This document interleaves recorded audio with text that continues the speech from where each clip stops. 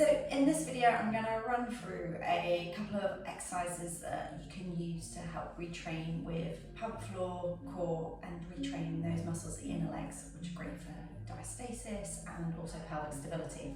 So bits of equipment I've got a soft ball, and so these are like little mini gym balls. You can also use a nice squishy kind of cushion or pillow instead, and 2 small weights. Now these are 0.5 kg, so it's just enough for feeling that activation in the tummy and in the body. So just work with what you've got at home, whether that's small water bottles, cans of beans or whatever out the cupboard, or if you've got some small handheld weights, that's perfect. Okay, so I'm going to come into laying. I'm going to bring my soft ball with me. I'll pop the balls there, the weights there out the way for a moment. So first of all, I'm going to take my soft ball or my cushion, I'm going to place it between my knees. I'm just going to rest my hands here over my pelvis so I can keep an eye on what the muscles are doing here. Now, I want to be able to isolate this little squeeze, so I'm going to hug my knees into the ball or the cushion, and I'm looking for work here in the inner legs, and I'm trying to keep these hips nice and relaxed. So if you place your fingers onto the muscles over the front of the pelvis and gently press in, and then breathe out and squeeze the knees, hopefully what you should feel is a little bit of a hug activation through the inner legs, but nothing going on here at the hip flexors. The likelihood is if I've given you this exercise, or you're having a go at this and you've had pelvic pain, and what you'll notice is that sometimes that you'll squeeze so much, and then the more effort you make, you'll feel a little kind of a hook, like a grip here at the hip flexors. So see if you can spend some time isolating that out. It might help you to breathe out and squeeze the pelvic floor as you do it. So now, once you've mastered that, you're going to squeeze and hold, and then keep the hug on the ball, and keep going with the support in the pelvic floor. So I want you to squeeze the pelvic floor on and release, all the while keeping the hug on the ball. Squeeze the pelvic floor and release. Keep that going, see if you can aim for about 10 times, so 8 to 10 times would be amazing. When you've done those 8 to 10 times, relax, and you can go again. So we squeeze the ball, feel the inner legs working, keep the pelvis relaxed, squeeze the pelvic floor and let go.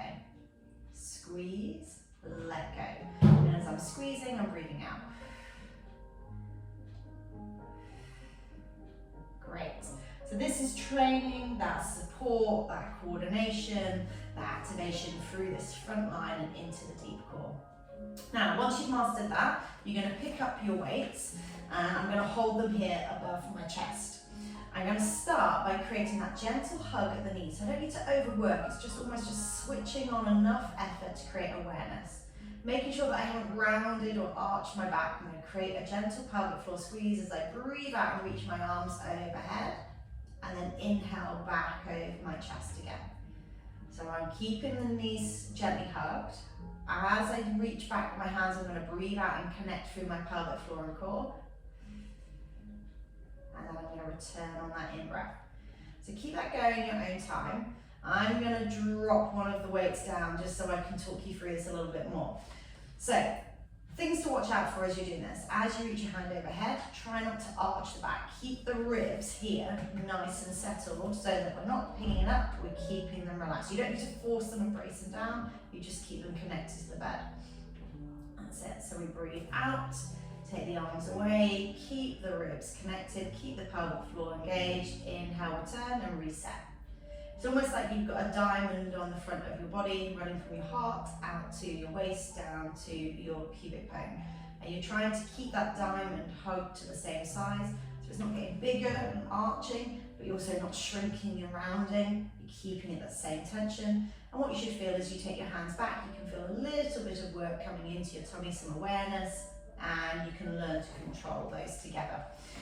So those together make a really nice place to start in terms of retraining your pelvic floor, pelvic stability, and coordinating that support here at the tummy after you've had your baby.